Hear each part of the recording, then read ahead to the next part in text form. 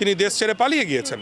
হ্যাঁ, কিন্তু কথাটা হচ্ছে যে শেখ হাসিনা চলে যাওয়ার পরে ক্ষমতায় তো আর শেখ হাসিনা নেই, ক্ষমতায় তো অন্তর্বর্তীকালীন সরকার। কাজেই শেখ হাসিনা যদি কোনো ষড়যন্ত্র করে থাকেন, সেই ষড়যন্ত্র রোখার দায়িত্ব কার? অন্তর্বর্তীকালীন সরকারের।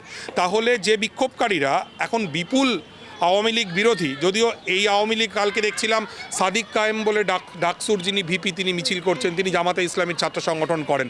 এই সাদিক কায়েম তিনি ছাত্রলীগের সদস্য ছিলেন, আওয়ামী ছাত্রলীগের সদস্য ছিলেন।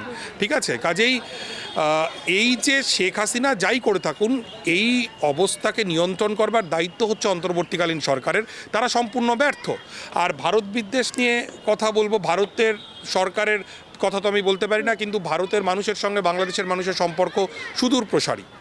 হ্যাঁ, অনেক দূর পর্যন্ত বিস্তৃত। ৭১-এর মুক্তিযুদ্ধ এবং তারপরেও, এবং এমনকি জুলাই অভ্যুত্থানের সময় কিন্তু এখানে জুলাই অভ্যুত্থানের পক্ষে মিছিল হয়েছে।